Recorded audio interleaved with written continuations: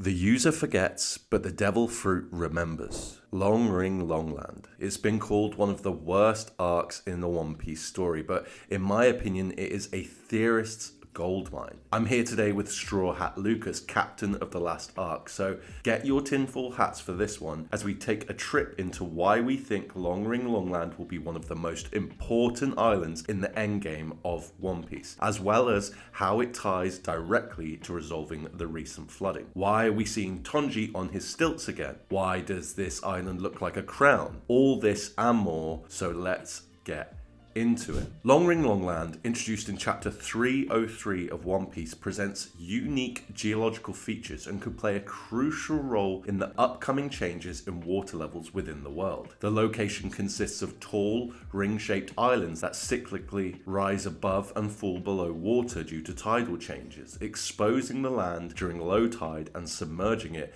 during high tide, which was shown in chapter 305. This distinctive feature hints at a connection to ancient mechanisms, suggesting that the cyclical nature of the islands might be part of a grander system that regulates sea levels globally. The idea that Long Ring Longland's tidal changes could be indicative of a larger system from the Void Century aligns with various points in the story hinting at Emu's use of flooding. For instance, chapter 507 introduces Witheria, an ancient island capable of weather control, indicating the existence of technology that can affect large-scale environmental changes. Furthermore, in chapter 967 in Odin's logbook, we discover that the time on Laugh-Tale was not right for Roger and his crew, potentially again suggesting Laugh-Tale also affects the world's geography, such as sea levels. Historically, the One Piece world has faced environmental challenges addressed through many different means, such as Noah's Ark in chapter 628, which was built to rescue Fishman Island inhabitants. In the present narrative, chapter 1060 reveals the world government's anxiety over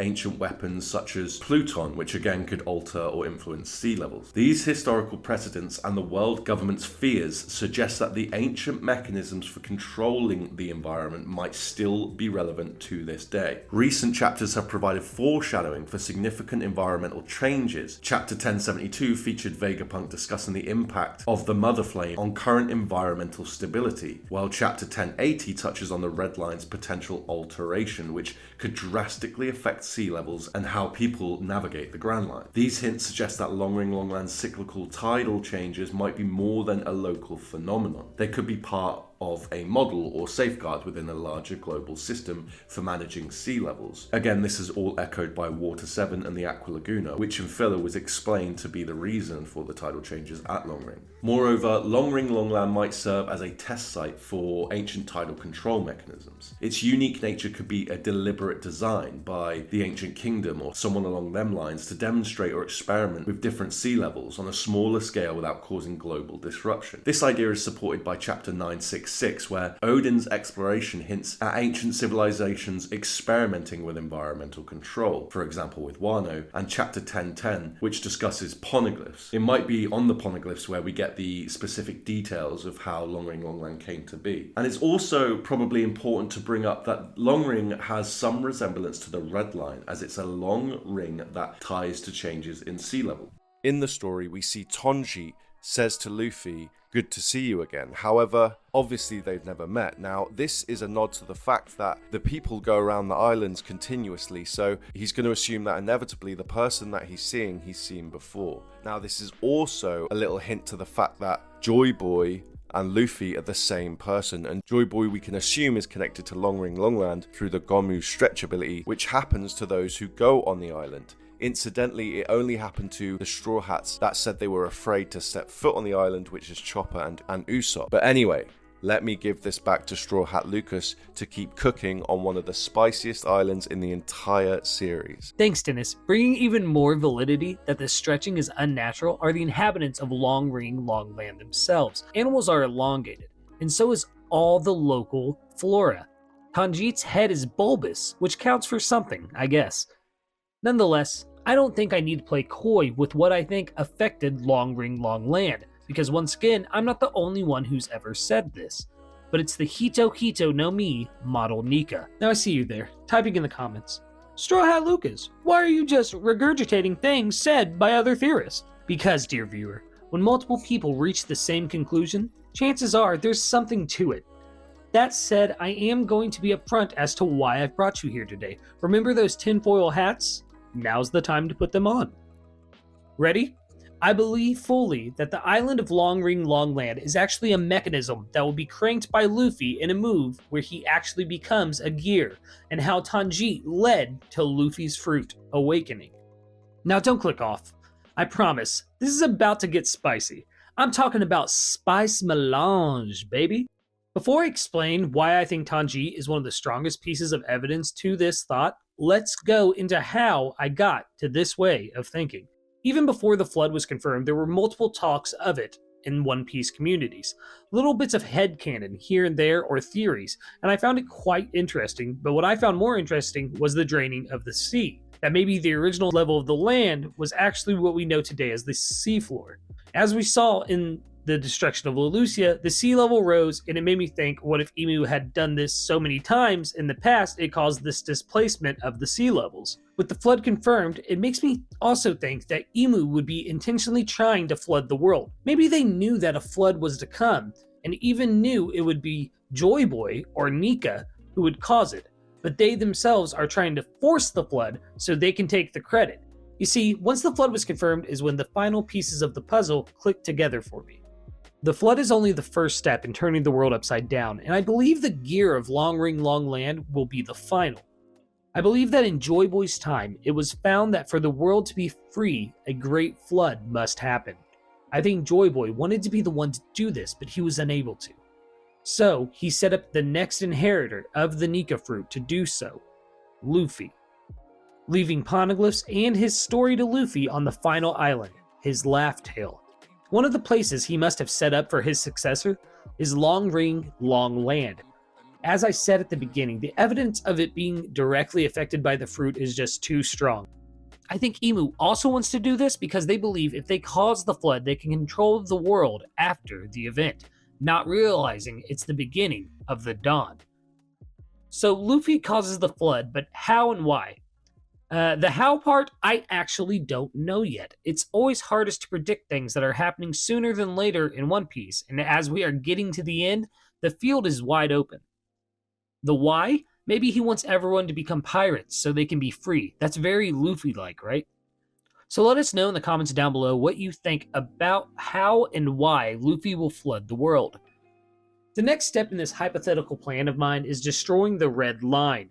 After the flood, almost all land masses will be sunken beneath the waves. Only islands with high altitudes will have a chance of having land to stand on. I believe the Noah will be used to not only evacuate Fishman Island, but a large portion of the world's population as well. This will be necessary to save the people and to keep the fishmen safe as the rubble from the Red Line crashes to the bottom of the sea. I believe that the Red Line falling into the sea will cause some of the floodwater to disperse, filling the hole where it was as chunks of it fall into the sea, creating new mountains. But more land will be needed, and that is where Long Ring Long Land comes in. It's time for me to spill the beans on Tanjit.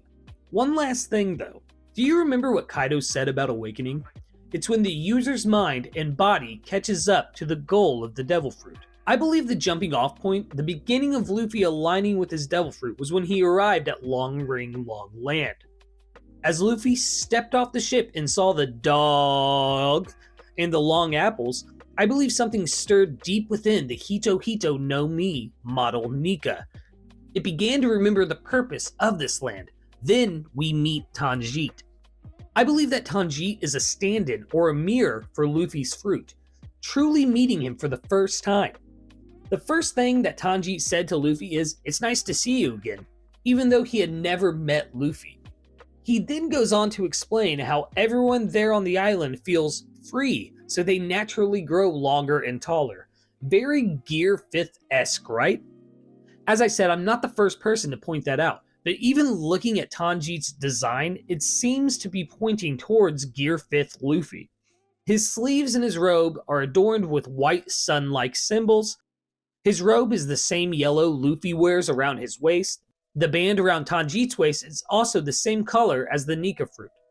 I think with utmost certainty that this meeting with Tanjit is what caused whatever stirred inside the Nika fruit that led to it remembering its goal after so long, that goal being liberation.